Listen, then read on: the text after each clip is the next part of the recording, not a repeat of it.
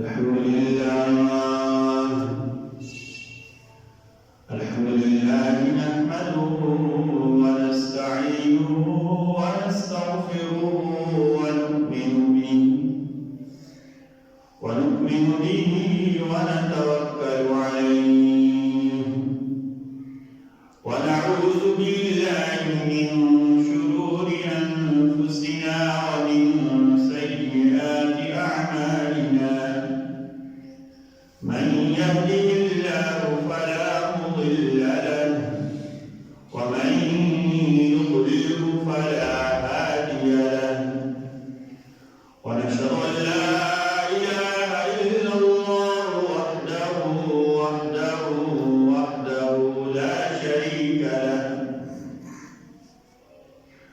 ونشهد أن سيدنا وسندنا وحبيبنا وقائدنا ومولانا محمدا عبده ورسوله أما بعد فأعوذ بالله من الشيطان الرجيم بسم الله الرحمن الرحيم إن الله يأمر بالعدل والإحسان وإيتاء ذي القربى وينهى عن الفحشاء والمنكر والبغي يعظكم لعلكم تذكرون رب اشرح لي صدري ويسر لي أمري واحلل عقدة من لساني يفقهوا قولي رب اشرح لي صدري ويسر لي أمري واحلل عقدة من لساني يفقهوا قولي رب اشرح لي صدري ويسر لي أمري واحلل عقدة من لساني يفقهوا قولي سبحانك لا علم لنا إلا ما علمتنا إنك أنت العليم الحكيم اللهم صل على محمد وعلى آل محمد كما صليت على إبراهيم وعلى آل إبراهيم إنك حميد مجيد اللهم بارك على محمد وعلى آل محمد كما باركت على إبراهيم وعلى آل إبراهيم إنك حميد مجيد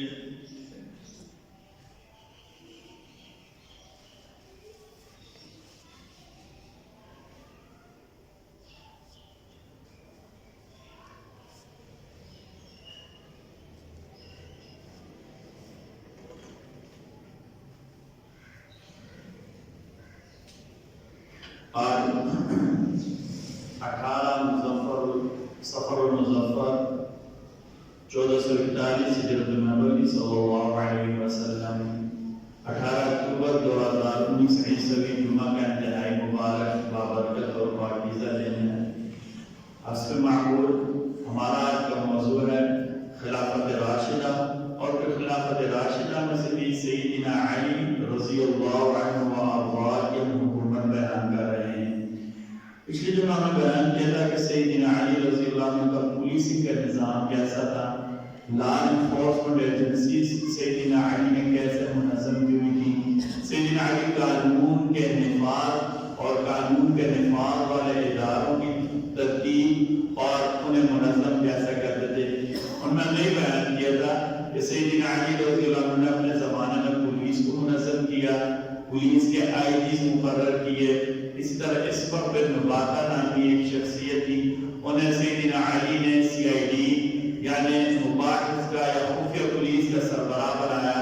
اور پھر سیدنا علی نے 2 قسم کے جیل خانہ جات بنوائے، ایک جیل خانے کا نام نافع تھا، بعد میں لکھا ہوا کہ جیل خانہ کمزور بھی تھا، لوگوں پر اتنی زیادہ سختی نہیں کی جاتی تھی۔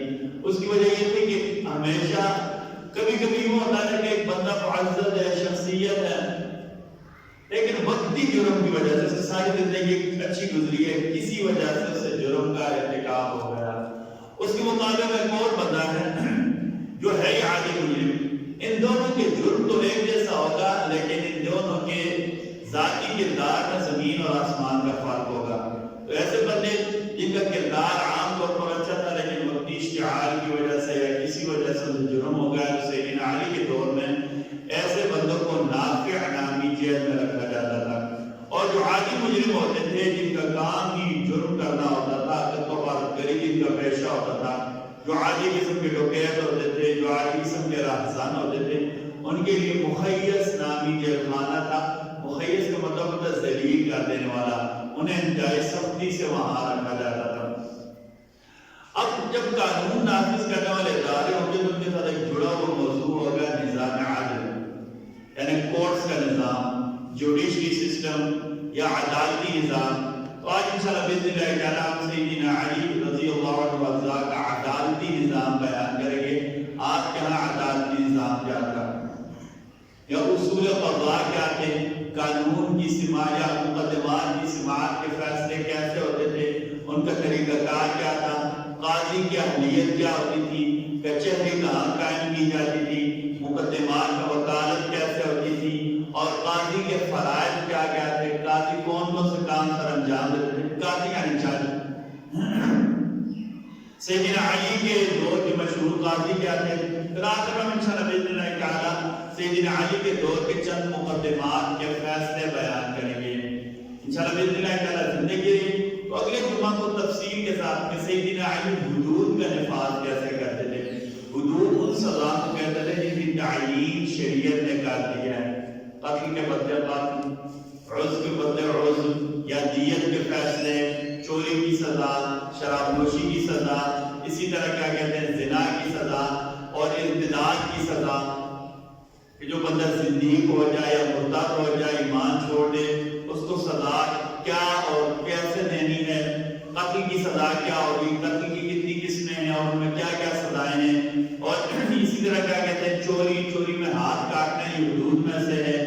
اور کیا کہتے ہیں اس کے علاوہ انشاءاللہ باذن اللہ تعالیٰ کے جمعہ کو زندگی دی تو ہم تعزیری سزائیں بیان کریں گے. ایک فرق سمجھیں، وہ سزائیں جنہیں اللہ اور اس کے رسول نے ہمیں بتا دیا ہے اور انہیں نافذ کر کے دکھایا ہے انہیں حدود کہتے ہیں، حد کہتے ہیں. اور وہ سزائیں جو کیا کہتے ہیں حکومتی صوابدید کے مطابق ہوتی ہیں انہیں تعزیری سزائیں کہا جاتا ہے. پینل، جیسے ہمارا نا پاکستان پینل کوڈ، تعزیرات پاکستان کے بعد فلاں سزا دی گئی ہے. ٹھیک ہے جی. انشاءاللہ باذن اللہ تعالیٰ کے جمعہ کو ہم سیدنا علی کے دور میں جو تعزیری سزائیں جو بیان کریں گے اور سیدنا علی کے دور میں حدود کا نفاذ کیسے ہوتا تھا، سارے حدود کی تفصیلات کے لیے جمعہ کو بیان کریں گے. آج ہمارا اسٹرکچر بیان کریں گے. عدلیہ کا اسٹرکچر کیا ہوتا تھا، عدلی نظام کیسے ہوتا تھا، نظام عدل، کورٹ یا کچہری کا نظام کیا ہوتا تھا. سیدنا علی جب خلیفہ بنے تو اس وقت انتہائی نامساعد حالات تھے، حتیٰ کہ مسلمانوں میں بھی بام اختلاف تھے. سیدنا عثمان رضی اللہ عنہ کو ظلماً شہید کیا گیا تھا جس کی وجہ سے مسلمان دو حصوں میں بانٹ گئے تھے. ایک حصہ جن کا خیال یہ تھا کہ ابھی فی الفور سیدنا عثمان کے قاتلوں کو سزا دی جائے. کیوں؟ اتنی بڑی شخصیت، مسلمانوں کے خلیفہ، نبی کریم صلی اللہ علیہ وسلم کے دوہرے داماد اور پھر حاکم وقت. اگر ان باغیوں کو، ان مجرموں کو ہم نے ویسے ہی چھوڑ دیا، آئندہ کے لیے یہ اس سے زیادہ دلیر ہو جائیں گے، آئندہ کے لیے ان کی جرم کا ارتکاب بڑھ جائے گا، فتنے کا باعث ہوگا. ایک مسلمانوں کا گروہ تھا جن کا یہ نظریہ تھا، جن میں سیدہ عائشہ رضی اللہ عنہ، سیدنا معاویہ رضی اللہ عنہ شامل تھے.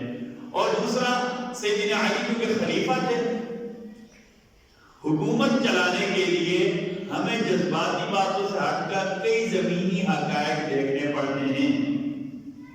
میں آپ کو سمجھانے کے لیے کہتا ہوں، عمومی طور پر ہمارا رویہ نہیں ہے. ہمارے عمران خان صاحب جب تک وزیر اعظم نہیں بنے تھے سارے اعلان کرتے تھے، میں ایک دن میں یہ کر دوں گا، ایک دن میں یہ کر دوں گا. حتیٰ کہ مراد سعید وہ تو بچہ بھی جا رہا، اس کو پتہ ہی نہیں سیاست کا، جذباتی نہ لگا رہا تھا. ایک دن میں 200 ارب لائیں گے، 100 ارب جو ہے کیا کہتے ہیں IMF کے منہ پر مار دیں گے اور 100 ارب کیا کہتے ہیں ادھر خرچہ کر دیں گے. لیکن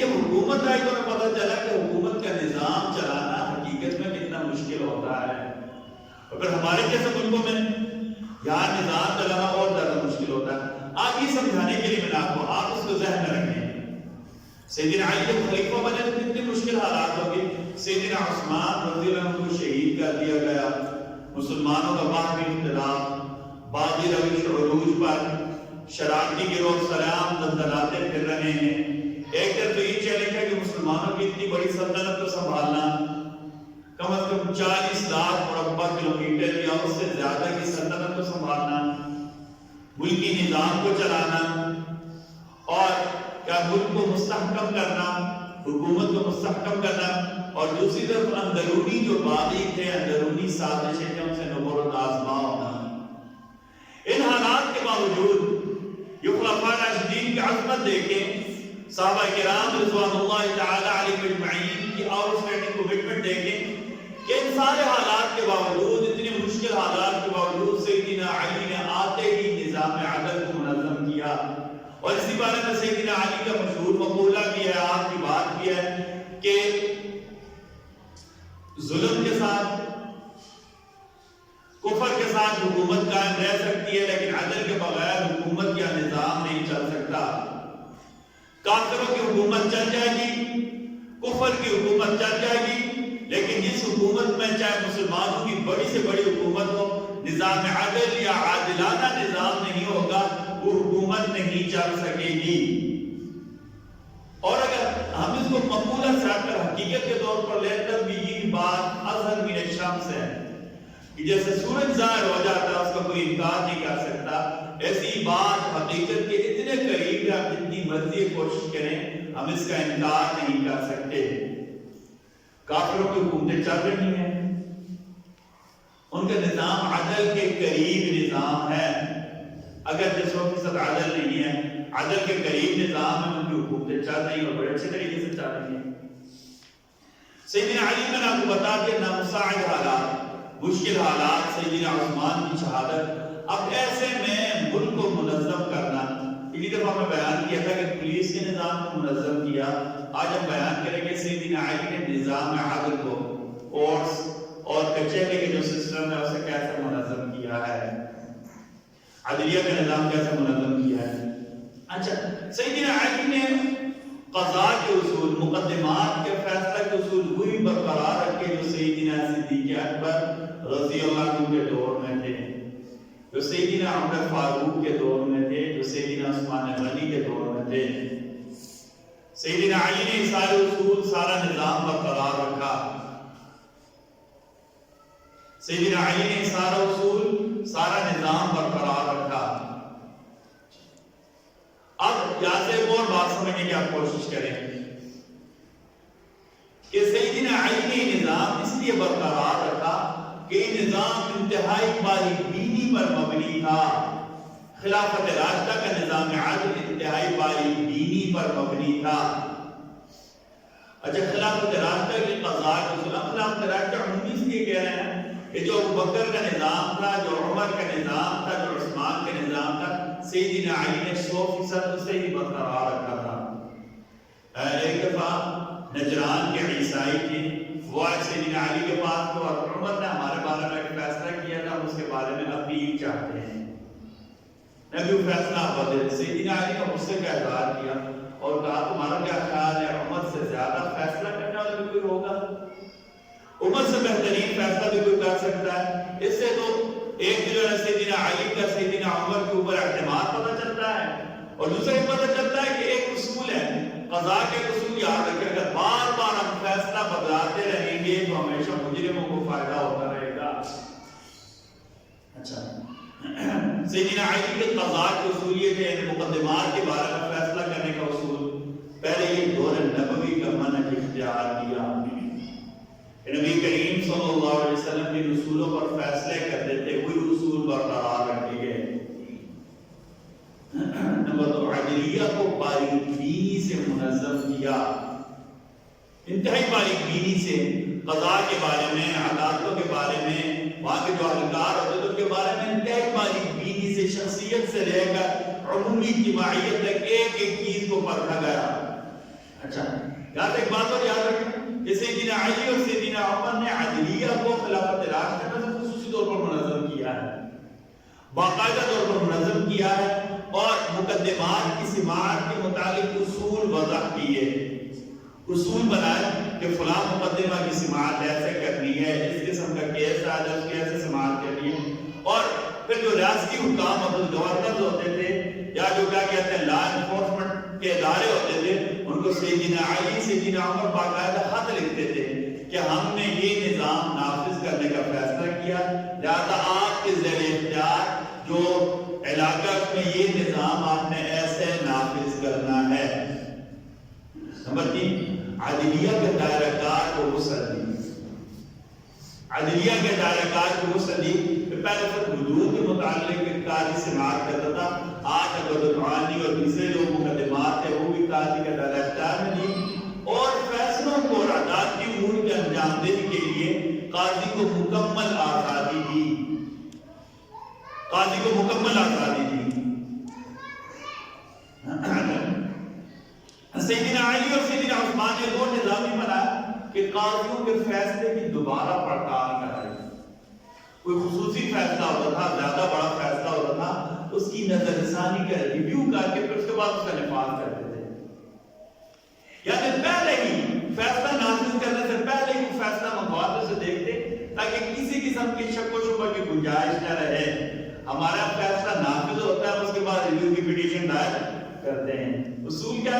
فیصلہ ایک دفعہ ہو گیا، قاضی انشاءاللہ ہم یہاں کے بیان کریں گے کہ ہم کبھی کبھی ہم سوچتے ہیں نا سیدنا عثمان، اب دیکھیں ہمارے پاس ابھی بہت زیادہ سہولیات ہیں، ہم فنگر ٹپس پر ہی انگلیوں کے پورے ہوتے ہیں، اس پر ہم پوری دنیا کے فیصلے دیکھ سکتے ہیں، ہمارے پاس لا انفورسمنٹ ایجنسیز جو بہت زیادہ ہیں، ہمارا آپس میں مواصلات کا نظام مربوط ہے، ہم ایک دوسرے کے ساتھ کنیکٹنگ ہیں، ہم ایک دوسرے کے ساتھ جڑے ہوئے ہیں۔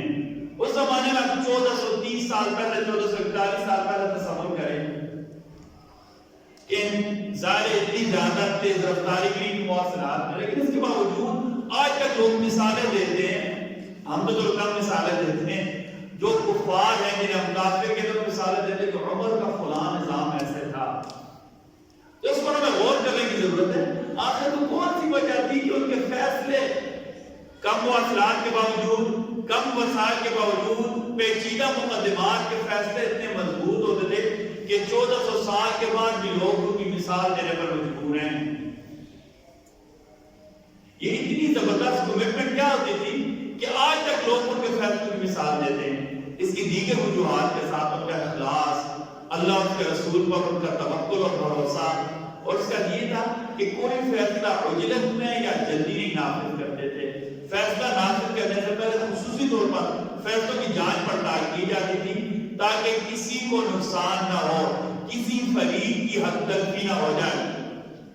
تو سیدنا علی نے ان قاضیوں کے فیصلے کی جانچ پڑتال کرانا شروع کر دی کہ جج فیصلہ سنانے سے پہلے علاقے میں کمیٹی مقرر ہوتی تھی جو اہل علم پر اور زمانے کو سمجھنے والے لوگوں پر، زمانہ شناس، قانون شناس لوگوں پر ہوتی تھی۔ عام طور پر فیصلے سنا دی جاتے تھے، لیکن جو پیچیدہ مقدمات ہوتے تھے ان کے متعلق فیصلوں کی جانچ پڑتال کی جاتی تھی، ان کا ریویو کیا جاتا تھا، ان کی نظر ثانی کی جاتی تھی، اس کے بعد ان کا ایسا جناب آپ یہ فیصلہ آپ سنا دیں۔ تو اس میں کیا ہوتا ہے، شک کی گنجائش ختم ہو جاتی تھی، قانون کا نفاذ بہترین طریقے سے ہو جاتا تھا۔ سیدنا علی نے کو نظام یہ کیا کہ بھاری مشاہرہ مقرر کیا، جو ججز ہوتے تھے، جو قاضی ہوتے تھے، ان کو بڑی بڑی تنخواہیں دی جاتی تھی، 500 درہم، 500 چاندی کے سکے ایک ایک جج کی تنخواہ ہوتی تھی، اور یہ بڑی بھاری تنخواہ سمجھی جاتی تھی تاکہ وہ معاشرت سے اور کیا کہتے ہیں مالی مسائل کے شکار نہ ہو جائے۔ اچھا، اور نمبر 6، دعوت سے لے کر فیصلہ تک کے سارے مراحل کو انتہائی آسان بنا دیا تھا۔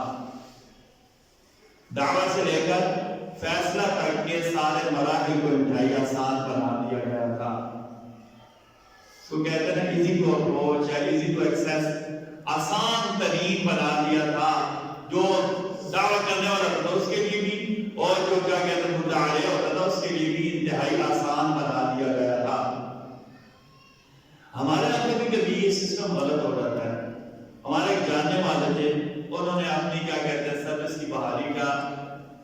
کیس دائر کیا کہ جناب ایسا زیادتی ہوئی، مجھے ویسے ہی کیا کہتے ہیں جاب سے نکال دیا گیا.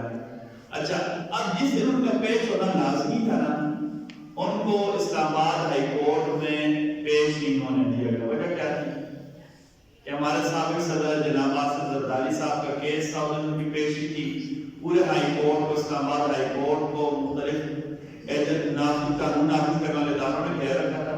عام بندہ جا ہی نہیں سکتا. اب نقصان کیا ہوا؟ ایک بندہ جس کی سروس کی بحالی کا کیس دائر تھا، وہ اس دن وہاں اپنی تعمیر کی اصالت یا وکالت لکھا ہوا وہ پیروی نہیں کر سکتا، تو اس کا مقدمہ پیچھے کر دیا گیا. اب بتانا نہیں چاہیے بھائی کہ کوئی مجرم بن جائے نا، وہ مجرم ہوتا ہے، وہ دونوں برابر کے سامنے ہوتے. جیسے جناب آصف زرداری صاحب کو پیش کیا گیا، جس بندے کو پیش کیا تھا وہ مجرم تھے. یہ تو کھلا تھا، یہ آزاد سے انصاف مانگا تھا کہ میرے ادارے نے میرے ساتھ زیادتی کی جناب، مجھے دوبارہ میری سروس پر بحال کیا جائے. تو خلفاء راشدین نے، میں نے آپ کو بتا دیا تھا کہ 6 اصول وضع کی. تو میں اصول یہ تھا کہ دعویٰ سے لے کر فیصلہ تک کے سارے مراحل انتہائی آسان کر دیے تھے. ایزی ٹو اپروچ تھے، ایزی ٹو ایکسس تھے، قاضی بھی آسانی سے مل جاتا تھا اور جہاں مقدمہ کرنا وہ بھی آسانی سے مل جاتا تھا. اچھا پھر ججزی کی یا قاضی کی تقرری کے لیے سیدنا علی نے 5 اصول بنائے تھے. 5 بنیادی اصول تھے، آگے کی شکیں زیادہ تھی. پہلا اصول کیا تھا کہ جج پاک دامن ہونا چاہیے. جج کے دامن پر بھی کوئی نہ اخلاقی نہ کوئی کیا کہتے ہیں دوسرا دباؤ ہونا چاہیے. ہمارا ایک بدقسمتی سے کہا جاتا ہے، پیچھے کیا کہتے ہیں نیب کے جو سربراہ تھے جواد اقبال کی ویڈیو آئی، فوش ویڈیو تھی.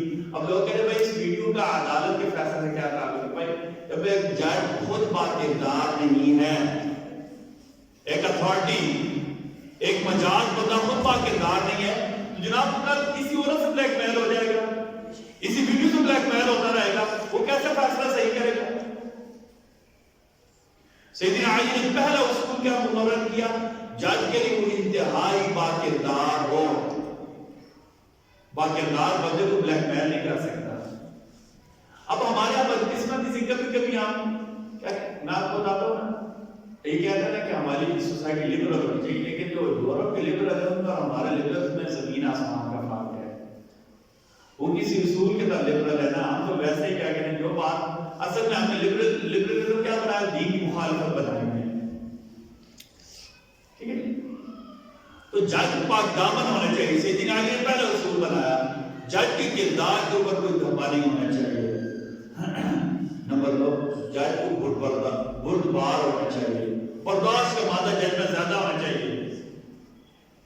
برداشت کا مادہ جج میں زیادہ ہونا چاہیے. اور سیدنا علی کے بارے میں آتا ہے کہ ایک مرتبہ لڑائی لاتا ہے، ایک تو بڑا مشہور واقعہ ہے کہ کیا کہتے ہیں، اس نے تھوک دیا، آپ نے تلوار ہٹا دی، کہا اب اگر میں نے اسے مارا تو کہیں نہ کہیں جذبہ آ جائے گا کہ میں ذاتی انتقام میں سے مار رہا ہوں.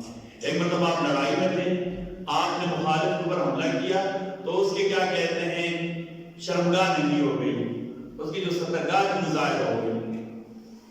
سیدنا علی نے کہا کہ دیکھیں آپ بھی بڑے بہادر ہیں، مجھے بھی لوگ بہادر کہتے ہیں، میری سترگاہ ظاہر ہو گئی ہے. حالانکہ اس کی تلوار بھی گر گئی تھی، اس کی سترگاہ کو نیچے جھکا سیدنا علی سے تلوار مار کر قتل کر دیتے. لیکن عین جنگ کے دوران بھی اتنی بردباری کا مظاہرہ کیا، اتنی برداشت تھی، اسے کہا ٹھیک ہے آپ چلے جائیں، ابھی آپ کا مقابلہ ہی نہیں کرتے. سیدنا علی نے ججز کے لیے دوسرا اصول کیا بنا؟ جج انتہائی بردبار ہو. ہمارا بدقسمتی سے مجھے کورٹس میں جانے کا اتفاق ہوتا ہے. میں جب پڑھ رہا تھا، ہم جب لا کر رہے تھے تو ہم نے خصوصیت کے ساتھ دیکھا بعض ججز عدالت میں انتہائی کیا کہتے ہیں غصہناک ہو جاتے ہیں، غضبناک ہو جاتے ہیں. تو غصہ میں بندہ کبھی بھی حقائق یا فیکٹس کو نہیں پا سکتا. وہ بندے جو پلانرز ہوتے ہیں، جو پلاننگ کرنے والے ہوتے ہیں یا جو فیصلے دینے ہوتے ہیں، انہیں پرلے درجے کا بردبار ہونا چاہیے. قاضی کے لیے دوسرا اصول کیا تھا؟ قاضی انتہائی بردبار ہو. نمبر 3، جو جج ہے اس کو پچھلے فیصلہ عدالتی فیصلوں کا پتہ ہو. ہمارے عدالت میں ہوتی ہے آپ نے کبھی دیکھیں غور کر کے پی ایچ ڈیز ہوتی ہیں، پی ایچ ڈی ہمارے پاکستان لیگل ڈیسیژنز، ایک اصول ہر جگہ عربی میں سے نظائر کہتے ہیں، نون والصا حمزہ اور بعد نظائر، نظائر کا مطلب ہوتا ہے جو پچھلے فیصلے ہیں ان کو ہم کیسے مثال بنا سکتے ہیں، اور یہ ہر عدالتی نظام میں، دنیا کا کوئی بھی نظام ہو، چاہے پاکستان کا ہو، چاہے انڈیا کا ہو، چاہے یورپ کا، جو اعلیٰ عدالتیں ہوتی ہیں، جو عدالت جسے عدلیہ علیہ کہتے ہیں، ہائی کورٹ اور سپریم کورٹ کے جتنے فیصلے ہوتے ہیں وہ قانون کی حیثیت رکھتے ہیں۔ آئندہ کے لیے مثلا ایک فیصلہ ہو گیا، سپریم کورٹ نے یا ہائی کورٹ نے کوئی فیصلہ دے دیا تو ہمارے وکیل یا ججز دیکھتے ہیں باقاعدہ کہ یار یہ مثلا سجسس کا کوئی کیس ہے، قتل کا کیس، اس میں اسی نوعیت کا ایک فیصلہ آتا سپریم کورٹ میں فلاں سال میں، اس میں ہمارے ججز نے کیا فیصلہ دیا تھا۔ نیچے جو لوئر کورٹس ہوتے ہیں نا، لوئر کورٹ سب ہوتا ہے سول جج سے لے کر جو کیا کہتے ہیں سیشن جج ہوتا ہے،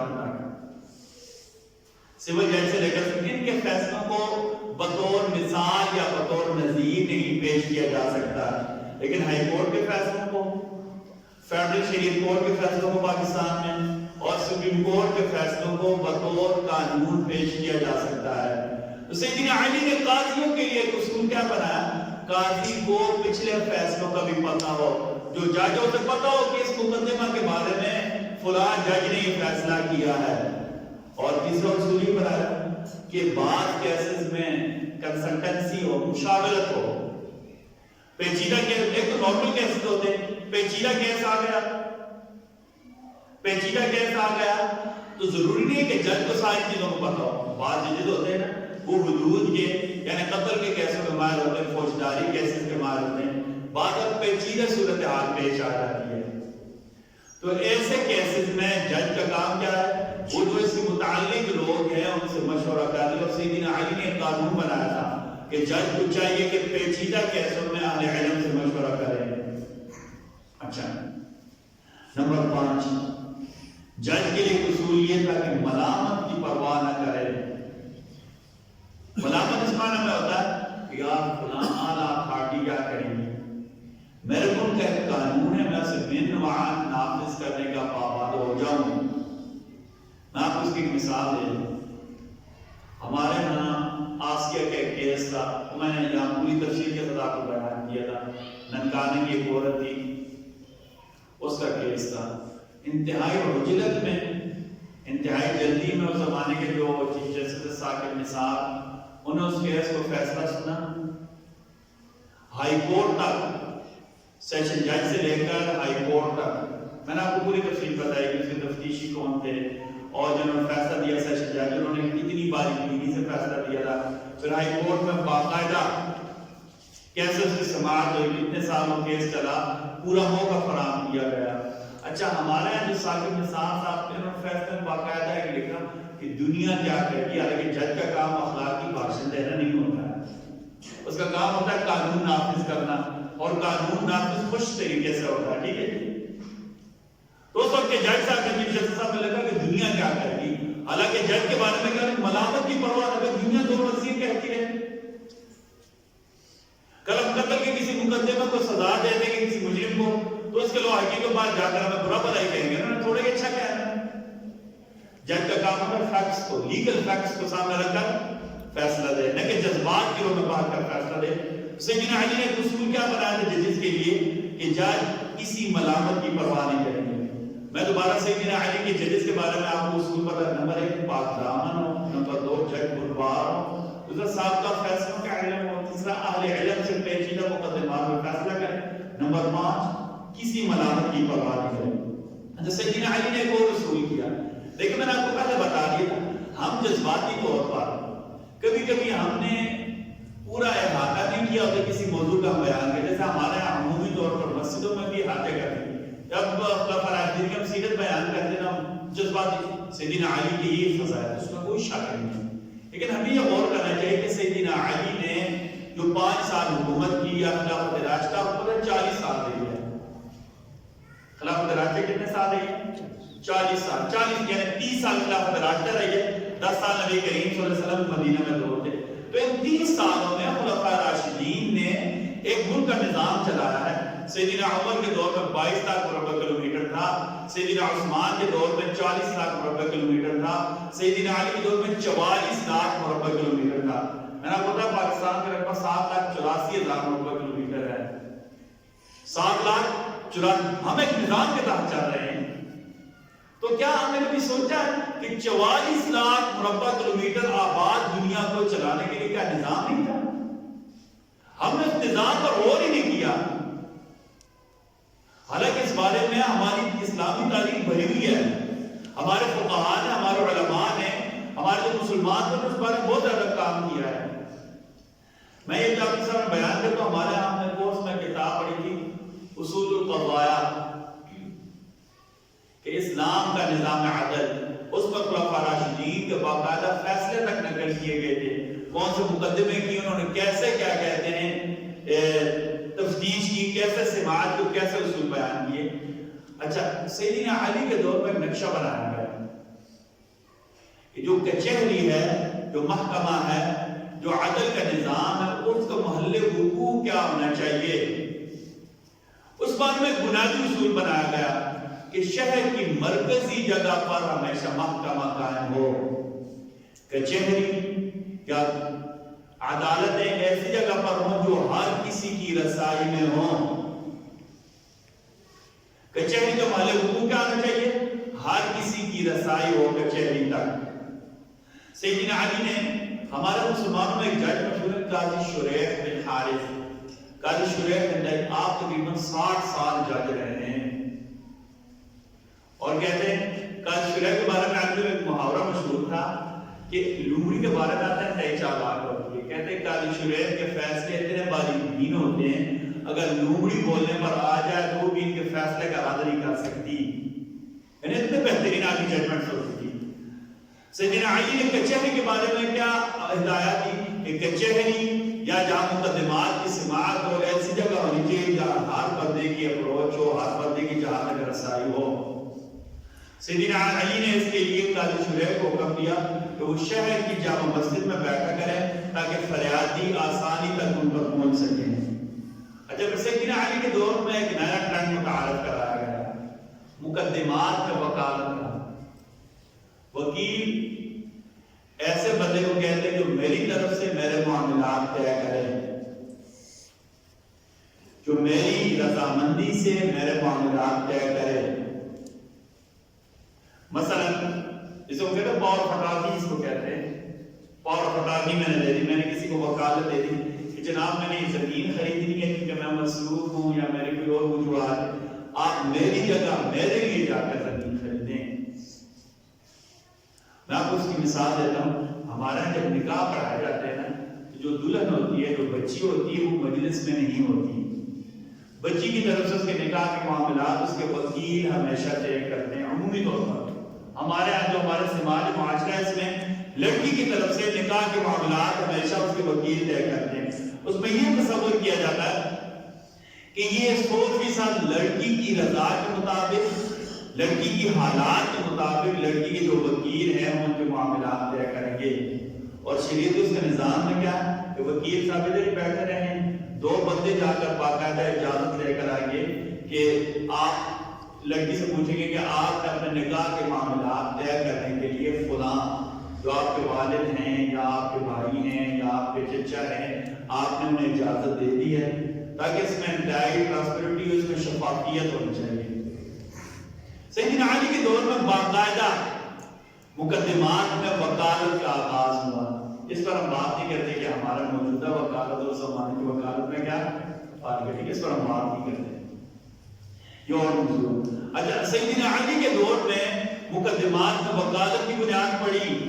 سیدنا علی مقدمات میں اپنی جگہ اپنے بڑے بھائی عقیل بن ابی طالب کو اپنا وکیل بناتے تھے کہ میں مصروف ہوں، میرے جگہ جا کر، اور پھر باقاعدہ کر دیتے تھے کہ میرے وکیل کے بارے میں جو فیصلہ آتا میرے بارے میں تصور کیا جائے گا۔ حق میں ہوا تب بھی، خلاف ہوا تب بھی۔ پھر آپ کے بڑے بھائی سیدنا عقیل بہت زیادہ عمر ہو گیا، 80 سال سے زیادہ ان کی عمر ہو گئی۔ سیدنا علی اپنے بھتیجے عبداللہ بن جعفر کو کو اپنی جگہ وکیل بنا کر بھیجتے. یہ جعفر طیار کے بارے میں آپ نے سنا کہ مرتضی شہید ان کے بیٹے تھے عبداللہ بن جعفر، یہ سیدنا علی کے سگے بھتیجے تھے. جب سیدنا علی کے بھائی عقیل بن ابی طالب یہ بڑی عمر کے ہو گئے، ان کے لیے چلنا پھرنا مشکل ہو گیا، صحت ان کی اجازت نہیں دیتی تھی، سیدنا علی اپنی جگہ بطور وکیل اپنے بھتیجے عبداللہ بن جعفر کو بھیجا کرتے تھے. اسے ثابت ہوتا ہے کہ اسلام میں باقاعدہ طور پر وکالت کا آغاز سیدنا علی کے دور میں ہوا. اچھا، اب قاضی کے فرائض کیا ہوتے ہیں؟ قاضی نے اپنا کام کرتے ہوئے کون کون سے پہلوؤں کو مد نظر رکھنا تھا؟ پہلے یہ تھا کہ قاضی کے لیے ہدایات ہوتی، جج کے لیے ہدایات کیا ہوتی؟ زیر سماعت مقدمات کے سارے پہلو چیک کرے اور جلد بازی میں کوئی فیصلہ نہ کرے. قاضی کے لیے پہلی ہدایت کیا ہوتی تھی؟ زیر سماعت مقدمات کے سارے پہلو چیک کرے اور جلد بازی میں کوئی فیصلہ نہ کرے. اس زمانے میں واٹس ایپ ہوتا تھا، شاید بھی ہدایت ہوتی کہ کوئی جج واٹس ایپ کی ہدایت کے بعد کوئی فیصلہ نہ کرے. قرآن صلی اللہ کا کیس تھا، جج صاحب نے کہہ دیا کیا کہتے ہیں نارکوٹکس کا تھا نا، منشیات تھے، تو جج صاحب نے کہہ دیا کہ جناب کا فیصلہ ہے سنا دیتا ہے، لیکن مجھے واٹس ایپ آرڈر آ گیا کہ آپ کی ٹرانسفر ہو گئی ہے. آپ کیا دی تھی جج صاحب نے؟ تو سیدنا علی نے قاضیوں کی پہلا اصول کیا بنایا؟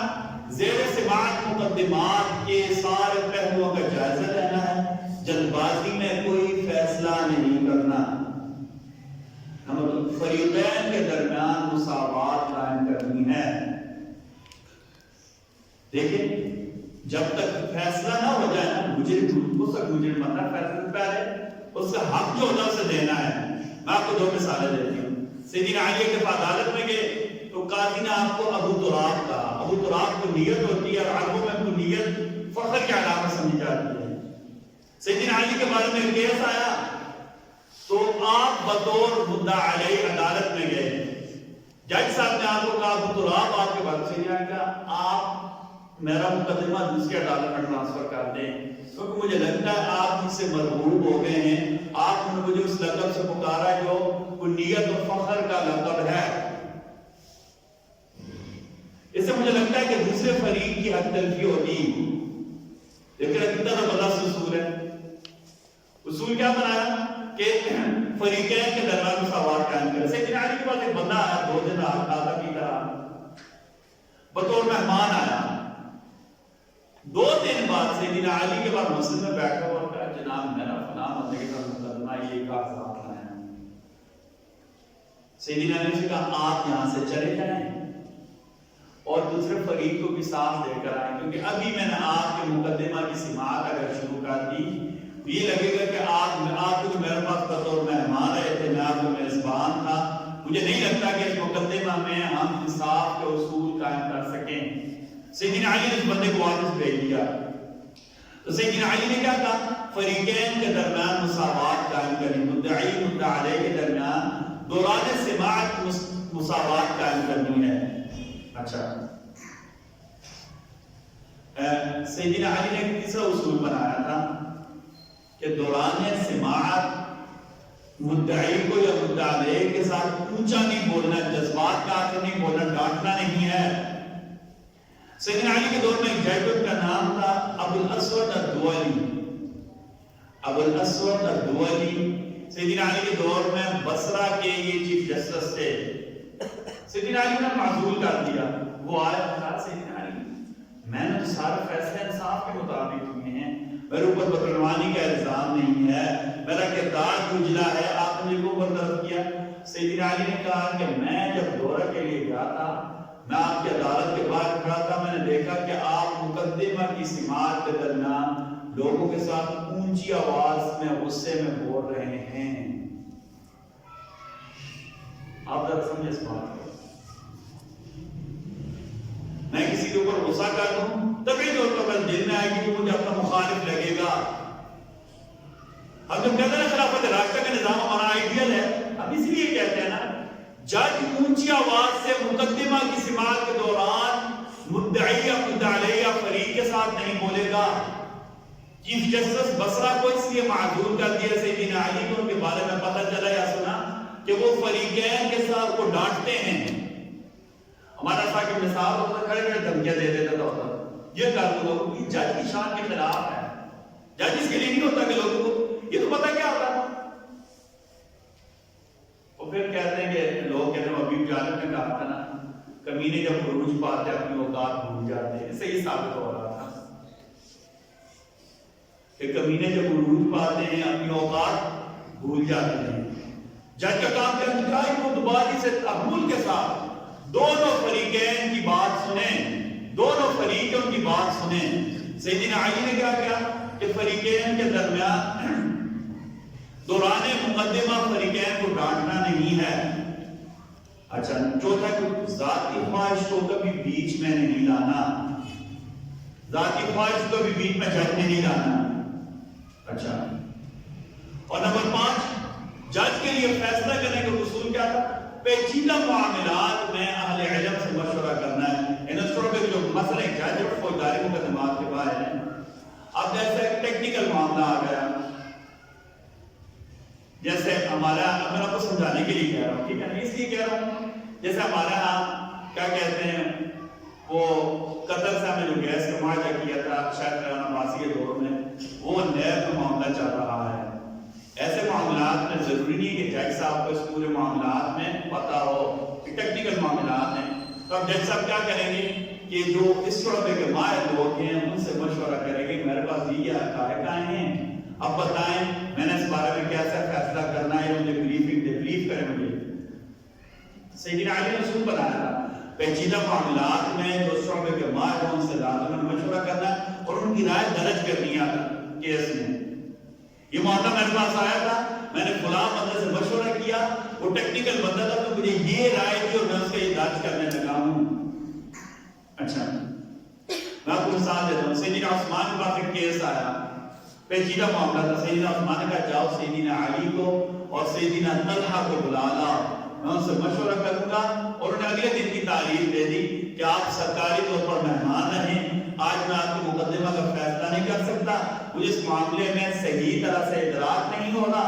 آپ نے سیدنا علی سیدنا طلحہ کو بلایا, ان سے مشورہ لیا, پھر اس کیس کا فیصلہ کیا. تو قاضی کے لیے اصول کیا ہونا چاہیے, جج کے لیے اصول کیا ہونا چاہیے؟ جن مقدمات میں پوری معلومات نہ ہوں متعلقہ لوگوں سے مشورہ کر کے.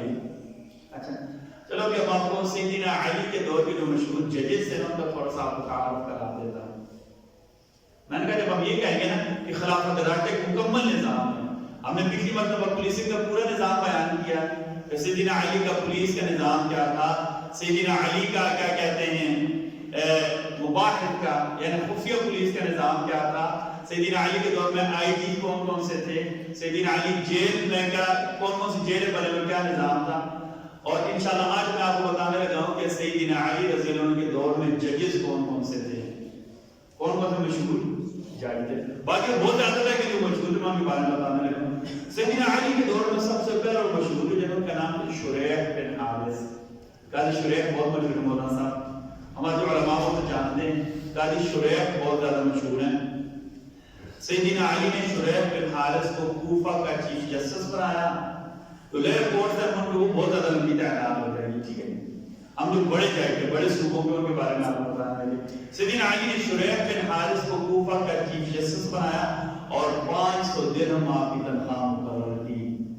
تنخواہ زیادہ ہونی چاہیے, ٹھیک ہے. اچھا نمبر 2 ابو موسیٰ اشعری رضی اللہ عنہ, آپ نے سیدنا علی نے ابو موسیٰ اشعری بڑے درجے کے صحابی ہیں, آپ کو ایکٹنگ جج لگایا کوفہ کا کہ اگر قاضی شریح نہ ہو, اگر وہ بیماری پر ہو, چھٹی پر ہو, تو آپ نے ان کی جگہ مقدمات کا فیصلہ کرنا ہے. تیسرے جج کا نام تھا عبید اللہ بن مسعود, آپ یمن کے گورنر بھی تھے اور یمن کے چیف جسٹس بھی تھے.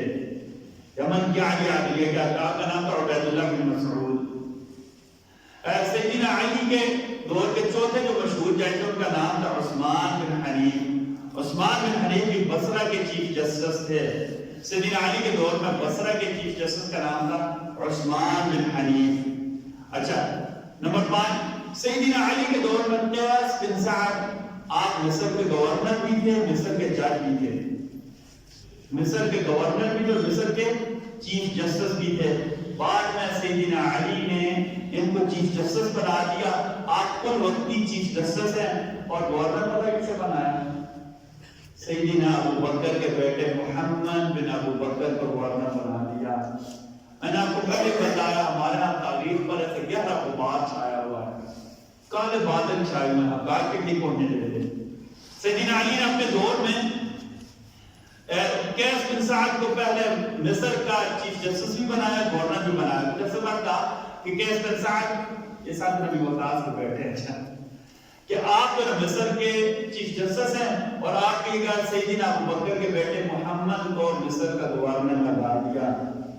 سیدنا علی کے چھٹے کو چیف جسٹس مشہور تھے, آپ کا نام ہے عمارہ بن شہاب. کوفہ بہت بڑا شہر تھا, کوفہ کے دو حصے تھے, اپر کوفہ اور لوئر کوفہ, کوفہ زیریں اور کوفہ بالائی. ٹھیک ہے جی, یہ جیسا ہمارا کہا جاتا ہے نا اٹک خود اور اٹک کلام. خود اپر حصے کو کہتا ہے, کلام نچلے حصے کو کہتا ہے. ٹھیک ہے جی, لوئر اینڈ اپر. تو جو لوئر کوفہ تھا اس کے جو چیف جسٹس ان کا نام تھا عمارہ بن شہاب.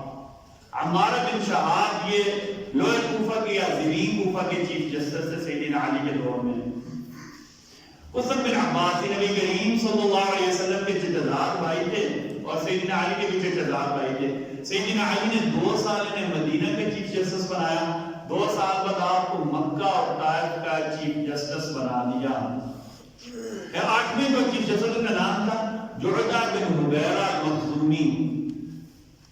جعدہ بن حبیرہ المخزومی یہ سیدنا علی کے دور میں خراسان, پتہ خراسان کیسے کہتے ہیں؟ ایران کا جو صوبہ بلوچستان ہے وہاں سے لے کر ہمارے ہاں بعد لکھا ہے اٹک کے پل تک, بعد لکھا ہے ہمارے ہاں جو قبائلی علاقے ہیں ٹرائبل ایریا وہاں تک اس سارے ایریا کو پتہ کیا کہتے ہیں؟ خراسان کا. وہاں یہ خراسان کے گورنر. سیدنا علی کے دور میں جعدہ بن حبیرہ المخزومی یہ خراسان کے چیف جسٹس تھے اور آپ کے ساتھ نائب کے طور پر تھے خالد بن قبرہ الیربوعی. خالد بن قبرہ یا خالد بن قبرہ الیربوعی یہ خراسان کے سیدنا علی کے دور میں نائب جج تھے اور چیف جسٹس تھے جعدہ بن حبیرہ المخزومی.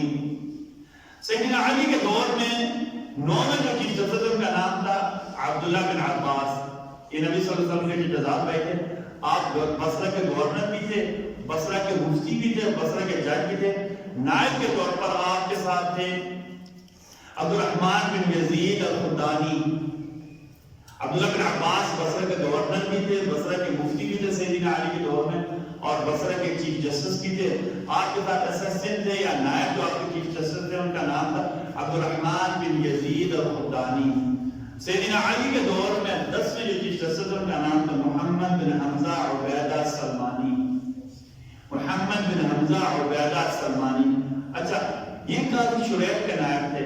کہتے ہیں محمد بن حمزہ عبیدہ سلمانی کے بارے میں آتا ہے یہ انوکھے فیصلہ کرنے میں اور پیچیدہ مقدمات کو اچھے طریقے سے حل کرنے کے ماستر تھے, ماہر تھے. ظاہر قاضی شریف کا جو نائب ہوگا اس پہ اتنی اہلیت تو ہوگی.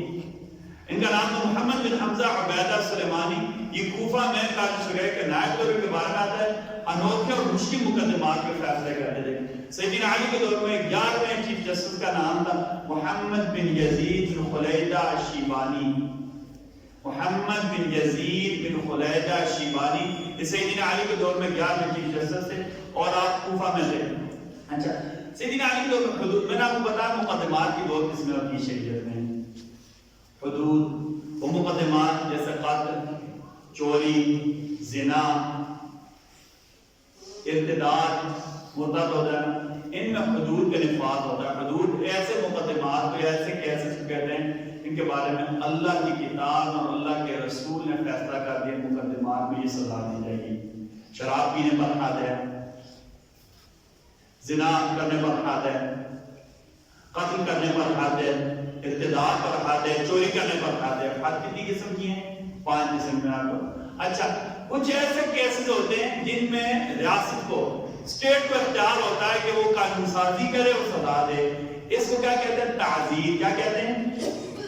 جس کو ہم پینل کہتے ہیں نا، جب پی بی سی پڑھا پاکستان پینل کوڈ، یہ تعزیری سزا اردو میں کہتے ہیں ٹیپ ہے، تعزیرات پاکستان کے ساتھ سزا دی گئی ہے، 302 تعزیرات پاکستان ہے، ٹھیک ہے نا، 420 تعزیرات ہے، یعنی یہ جو فلاں قانون ہے اس کے ساتھ سزا دی گئی. تو ایک حدود ہوتی ہے، دوسری تعزیرات ہوتی ہیں. سیدنا علی نے حدود کے مقدمات میں ایک اصول بیان کیا کہ جب ہم کسی جگہ کوڑے ماریں تو چہرہ پر اور جسم کے نازک حصوں پر یعنی شرمگاہ وغیرہ پر کوڑے نہ مارے جائیں. دوسرا اصول، کسی جگہ شبہ ہو تو حد نہیں لگانی. شبہ پڑ گیا قتل کی سزا ہے تو نہیں، وہاں تعزیری سزا دینی ہے، حد کا نفاذ وہاں نہیں کرنا. پھر آپ نے اصول بیان کیا زنا بالجبر، جبرن کسی نے کسی کے ساتھ زنا کر دیا، اس بار میں نے اصول ہی قائم کیا کہ جس کے ساتھ ہوا وہ مظلوم ہوگا، اس کو سزا نہیں دینی، جو کرے گا اسے سزا بھی دینی ہے، جرمانہ بھی دینا ہے. زنا بالجبر میں اگر لڑکی کماری ہو تو اس کے بارے میں سیدنا علی نے یہ قانون بنایا کہ جس نے کیا اسے سزائے موت پر حد کا نفاذ بھی ہوگا اور اسے مہر مثل ملے گا. اس لڑکی خاندان میں جو اچھا مہر جس کا رکھا ہوگا اس کو دیا جائے گا بطور جرمانہ، اور جس نے یہ جرم کیا ہوگا اسے سزا بھی دی جائے گی. ٹھیک ہے. اچھا، اور سیدنا علی نے بعض حدود کا نفاذ ایسے بھی کیا کہ حد سے زیادہ کوڑے مارے. حبشہ کا ایک شاعر تھا اور رمضان میں کہیں کوفہ آ گیا، اس کے بارے میں سیدنا علی کو پتہ چلا شراب پیتا ہے. سیدنا علی نے ایک دن میں سے 20 کوڑے مارے، کیسے کیا دکھائے دے. اس دن پھر نکالا زور کو 20 اور کوڑے مارے. میں نے کہا کہ جناب شرابی کی ہاتھ تو جو ہے نا 80 کوڑے مجھے 100 کو مارے گے. سیدنا علی نے کہا 20 تو شراب کی حد ہے، 80 تو شراب کے اندر 20 کی کہ تم نے رمضان کی توہین کی ہے. 20 اس لیے کہ اس نے رمضان کی توہین کی ہے.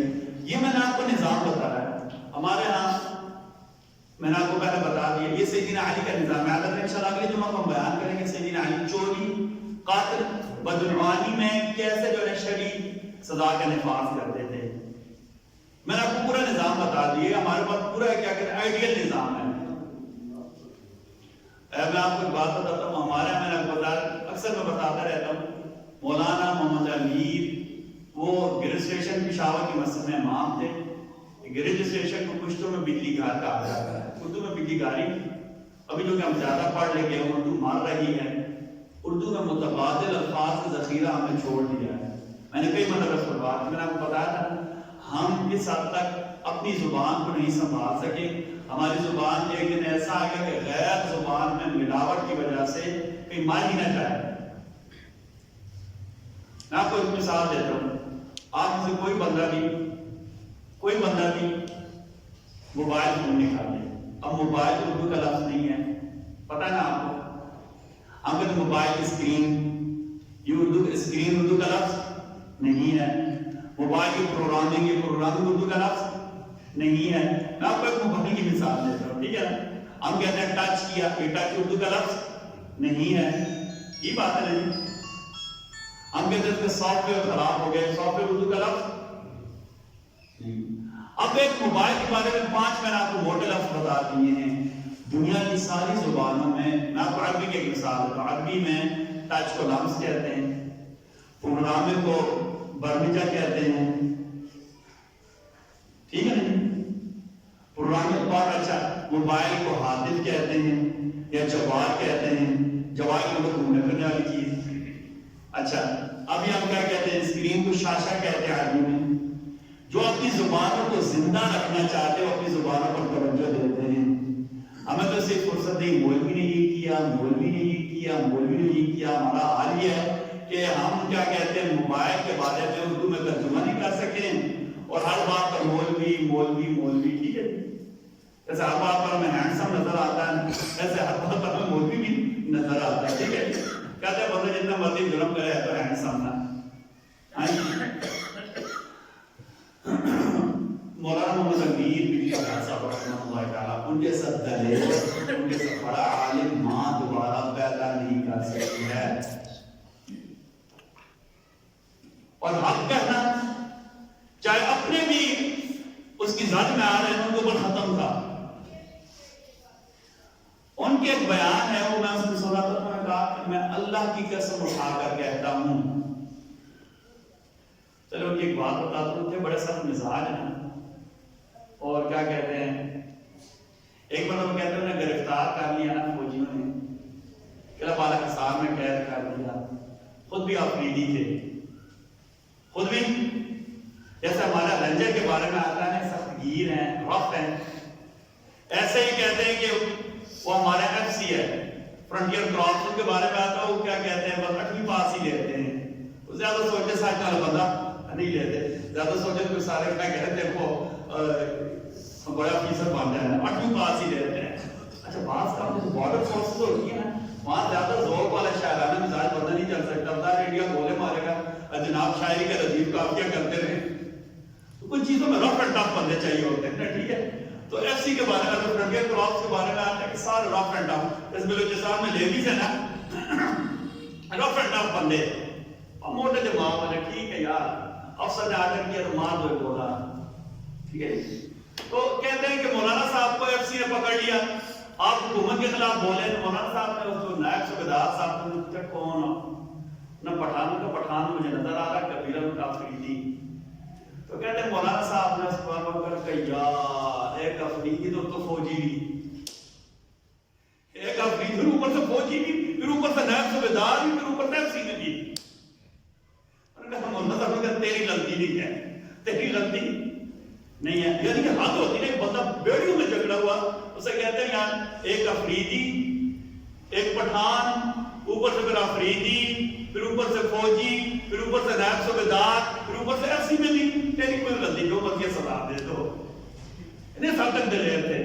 تو مولانا صاحب نے کہا کہ میں اللہ کی قسم اٹھا کر کہتا ہوں، میں اللہ کی قسم اٹھا کر کہتا ہوں، آج آپ زنا کرنے والوں کو سنسار کر دیں، آج آپ چوری کرنے والے کے ہاتھ کاٹ دیں، آج آپ قاتل کو سر عام قصاصاً قتل کر دیں. انہوں نے کہا میں اللہ کی قسم اٹھا کر کہتا ہوں آئندہ آپ لوگوں کو شیر کا دل دیں تب بھی وہ جرم نہیں کریں گے. آئندہ آپ لوگوں کو شیر کا دل دیں تب بھی وہ جرم نہیں کریں گے. انشاءاللہ اگلے جمعہ کا ہمارا موضوع ہوگا چوری، قتل، بدعنوانی اور تعزیری سزائیں جاتی. یہ ہمارے ہاں پڑوسی تھے ہیڈ ماسٹر غفور صاحب کے بیٹے باونجم صاحب کے بھائی سردار ناصر صاحب، آپ نوجوان تھے، آپ وفات پا گئے. ان کی مغفرت کی دعا کرنی ہے. ہمارے بھائی محمد فیصل صاحب ہیں، ان کے حالات تھوڑے تنگدستی کے شکار ہیں، ان کے لیے بھی، سارے مسلمانوں کے لیے بھی، سارے لوگوں کے لیے رزق کی فراخ کی دعا کرنی ہے. یہ خصوصیت کے ساتھ میں آپ کو کہتا ہوں ہمارے پڑوس میں جناب غلام ربانی قریشی صاحب مرحوم، اللہ تعالیٰ ان کی مغفرت فرمائے. ان کے بیٹے ہمارے بھائی آصف ربانی صاحب نے اپنے والد کی ایصال ثواب کے لیے کڈنی سینٹر بنایا ہے، اس کا افتتاح بھی ہوگا. آپ سے گزارش ہے کہ ہم بحثیت محلے دار، بحثیت اس مسجد کے نمازی جہاں اخلاقی طور پر مدد کریں گے. ظاہر اتنا بڑا سینٹر چلانے کے لیے، کڈنی کے ڈائلائسس کے لیے، اس کو عربی میں غسیل الکلیہ کہتے ہیں، یہ بتا دوں ٹھیک ہے. کڈنی کے ڈائلائسس کو عربی میں غسیل الکلیہ، کلیہ گردے کو کہتے ہیں، غسیل کا مطلب دھونا، ٹھیک ہے نا. کڈنی ڈائلائسس کے لیے بڑے خرچے کی ضرورت ہوتی ہے. تو اللہ نے میرے سمیت ہم بھی اپنی استطاعت کے مطابق ان کے ساتھ تعاون کریں گے. یقیناً یہ نیکی کا کام ہے. آپ کے بھی جہاں تک حد پہنچتی ہے مالی طور پر، اخلاقی طور پر ہے وہ تو ہمارے اوپر فرض ہے نا کہ اتنی اخلاقی ضرورت تو بندے کے ساتھ ہونی چاہیے کہ ہم ہر صورت میں، حتیٰ کہ ہماری اگر ان کی رائے کا بھی اختلاف ہے تب اس ڈائلائسس سینٹر کا، کڈنی سینٹر کا ہم ہر صورت میں حمایت کریں گے انشاءاللہ. اور آپ سے بھی گزارش ہے کہ جہاں تک ہو سکتا ہے مالی طور پر ان کے ساتھ تعاون کریں تاکہ یہ ہمارے پوری محلے کے لیے رحمت کا باعث بن جائے گا. آخر میں یہ جہاں تک ہو سکتا ہے ہمارے یہاں کوٹا کے 2 بائی پاسز ہیں. ایک یہ گرلز ہائی اسکول کے سامنے سے گزرتا ہے اور ایک سبھی سی این جی کے پاس سے گزرتا ہے. یہ ہائی اسکول کے سامنے آ کر لگتا ہے. ان کی حالت آپ سب کو پتا ہے، ان کی حالت آپ سب کو پتا ہے. جب یہ بائی پاسز سے تو آپ یقین مانیں ایک تو شہر میں ٹریفک کا دباؤ کم تھا، بڑی گاڑیاں عمومی طور پر یا کلر سیدہ یا رائٹ سائڈ پر جانے والے جتنے بھی یا ہمارے محلے سے لے کر چھنی، دوالا، ڈولیاں، آڑا محلہ، یہ بڑی آبادی ہے نا، بڑی آبادی ہے. یہ لوگ جب راولپنڈی جاتے تھے اس بائی پاس اتر کر سیدھا نیچے چلے جاتے آتے. اب کیونکہ حالت بہت خراب ہے حسن جی کے بعد، اب اس کے اوپر سے چلنے کے لیے ہمیں یا ٹریکٹر ٹرالی چاہیے ہوتی ہے یا ڈمپر چاہیے ہوتا ہے. اب ذرا آپ اور میں کیا کہتے ہیں اس درجے سے تو رہے ہیں کہ ہم کیا کہتے ہیں پنڈی جانے کے ڈبر کو کھڑا کر جایا کر. ٹھیک ہے یہ بری چھوٹی گاڑی وہاں سے نہیں چل سکتی. آپ کو سچی بات بتاتا ہوں. ٹھیک ہے قریب اب اس کا نقصان کیا ہوتا ہے کہ اب شہر سے باہر ایک ٹریلر نے جانا ہے, ڈمپر نے جانا ہے, اب ولیج جو ہے ڈمپر ہے, بڑا ٹرک ہے, اس کو لازماً شہر میں آنا پڑتا ہے. اس کا نقصان کیا ہے 2 دن پہلے بائی پاس کے بعد ایکسیڈنٹ ہو گیا اور روڈ بلاک ہو گئی. اسی دن عین اسی وقت یہ چوک میں پنڈی چوک میں ایک ڈمپر خراب ہو گیا, اس کی کیا کہتے ہیں ٹائی راڈ ٹوٹ گیا کہ اس کی پتہ شاپ ٹوٹ گئی تھی, وہ رک گیا. اب اللہ پر یقین کریں اتنی لمبی لائنیں لگ گئی 2 دن تک. شہر کے لوگوں کا موٹر سائیکل حتیٰ کہ پیدل گزرنا عذاب بن گیا. تو اس کے لیے یہ میرا حق ہے بغیر اس میں کسی آپ اپنے سیاسی مفادات کے اس کے لیے آواز اٹھائیں. اچھا آج میں بھی آپ کو بات بتاتا ہوں. ابھی تھوڑی دیر پہلے میرا چھوٹا بھائی باہر آ گیا تھا, پنڈی چوک سے ٹریلر جا رہا تھا, وہ ٹریلر کس وجہ سے خراب ہوا اور اوپر تاروں سے ٹکرا گیا. اس دن پتہ یہاں جو ڈمپر لگا تھا اسمی سے اس کی وجہ سے ہمارا پورا فیڈر بند تھا صبح 10 بجے سے لے کر شام 6 بجے تک. صبح 10 بجے سے لے کر شام 6 بجے تک.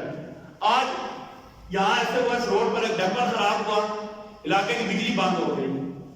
یہ حادثے بھائی آپ کی خدمت میں گزارش ہے بغیر کسی سیاسی وابستگی کے کے لیے اپنے حق کے لیے اٹھیں. میں یقین مانے اس لیے بول رہا ہوں, لوگ ہم سے گلا کرتے ہیں کہ مولوی بولتے نہیں ہیں. مولوی بولتے ہیں لیکن آپ انہیں بلا کر خود پیچھے سے چلے جاتے ہیں نا.